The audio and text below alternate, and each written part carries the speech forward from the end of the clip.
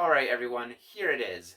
The NiteLegend. First though, I do want to very quickly go over the previous Nite blasters. The first entry into the Nite series was the Nite Light. This is a Maverick modified with the N-Strike Firefly flashing light system. After that, there was the Nite Guardian, a Rebel Guardian crossbow with LEDs running off of a rechargeable 9-volt battery. Most recently, there was the Nite Spark, a Rebel Illuminate with the same lights that are in the Nite Guardian. And finally, the NiteLegend, a Vortex Lumitron also combined with a Raider stock. So now let's go a little bit deeper with the NiteLegend. I'm actually going to break this overview of the blaster into 3 different parts. So first, we of course have the blaster itself, and as I already stated, this is a Lumitron, which is actually very fitting for the Nite series because it was already a Firefly Tech blaster to begin with. And so really the main thing that I'm going to be talking about here is the paint job, which looks phenomenal. Seriously, guys, like this looks so good. It turned out pretty much perfect. And one thing that was kind of cool about using the Lumitron was that it already had the 3 orange stripes to begin with. So really, like, this was like perfect for the Nite paint scheme. The masking turned out fantastic. I really loved doing the stripes on the grip too. I thought that was a really nice little touch there. And you may have noticed how the Nite blasters all have an accent color. At least that's what I call it. Like the Nite Light had like the purple trigger. The Nite Guardian and Nite Spark both had that light blue, right? The accent color is basically what I paint the smaller functional pieces of the blaster. So again, the trigger, the tactical rail tooth, in this case, the mag release. And for the NiteLegend, I chose a metallic green. I actually used a Duplicolor Perfect Match green. So it actually is an automotive paint. And I think it looks pretty nice, although it may have been a tiny bit too dark looking because it's kind of it can be sometimes hard to tell that it's even green, but also like maybe that's kind of what I like about it. It's kind of like a subtle green color, and I think it actually does pair pretty well with this blaster. Next, let's talk about this Raider stock right here. And the first thing I want to mention is this hole that I dremeled at the front. I was originally planning on also having a separate light system inside of the blaster itself. Now, you might be wondering why I would do that when you just saw a Firefly Tech magazine. Like, what is the need for that? Well, really the main reason was that I thought it would be pretty cool to make it so that you can charge Firefly Tech discs without the need of a magazine, right? Like, of the Firefly Tech magazine. So, essentially, it's somewhat of a backup, but was also kind of meant to be used additionally with the magazine. And so, I was trying to do that, but I just couldn't get it to work. The reason I have the hole in the stock is because there was a 3D printed piece that I had that actually stuck out from here, and that's where the switch was. So the concept was that the switch would actually be like right in here, and you could just access it with your thumb. I thought it was a pretty cool idea, but there was a couple problems. The first one, I probably could have just changed, to be honest. And that's the first problem, is that it basically could not connect very well to the back here. It kept breaking off. Again, I now know how I could have done that better, so I suppose if I do want to do it in the future, I could make the change. But the second issue was probably the bigger issue. The wires kept getting cut on the inside because of the moving parts. So I would have to, I guess, play around with it more and try to see if I can put the wires in a better place where they're not going to get cut, if I ever even care to do that. Honestly, I think it's just good as it is.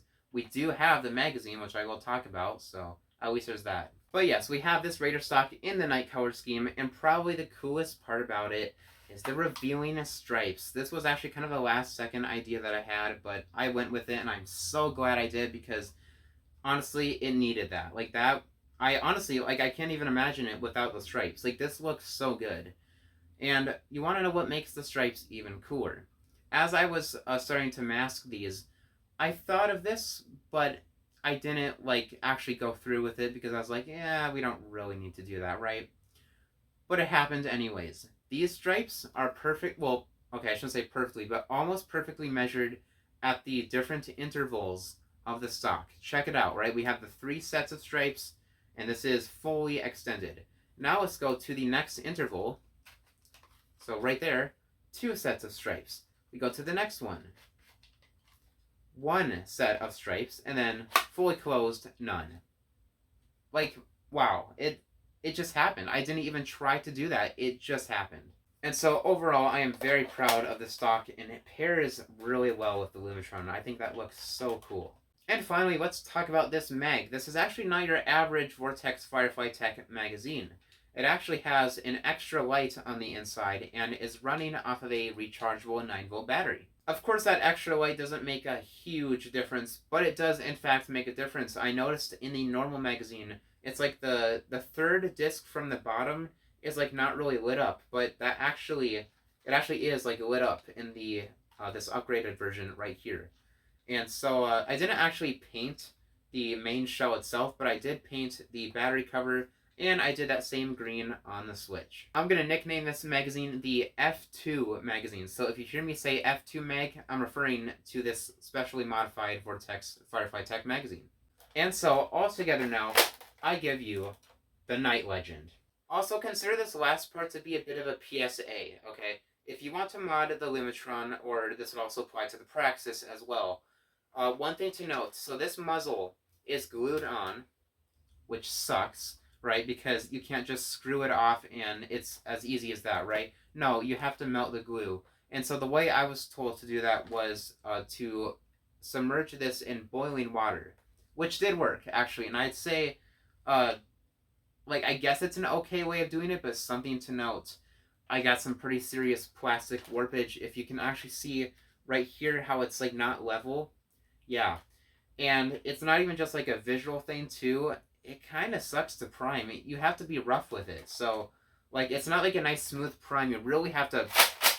So, yeah, it's because what's happening is that it's getting a little bit stuck at the front here actually, because it's like the little rails, right, that it kind of slides on. They're not quite like on there, and so that's what's making it harder to prime. So just I guess if you want to mod a Lumitron or a Praxis, you totally can, but I would maybe try to find an alternative to getting this muzzle off.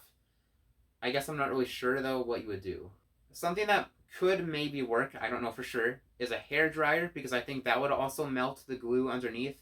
And that might be a little bit more direct, too, right? Like, you could just point it directly at this. Hopefully, it wouldn't damage any of the surrounding area, although it could maybe lead to some plastic warpage, I suppose. I don't know, guys. It's tricky, but just be aware of that if you do ever want to mod one of these. And so I do believe that is everything that I have to say about the NiteLegend. The paint job is not perfect, but almost perfect. It's really good. And it's definitely the best Night Blaster I've made yet. I feel like I keep saying that in every video with every Night Blaster that I do. But it's true. They just keep getting better and better. I'm just super proud of it overall. However, we're not done yet. This wouldn't be a Night Blaster showcase if I didn't show you what this thing can do at night.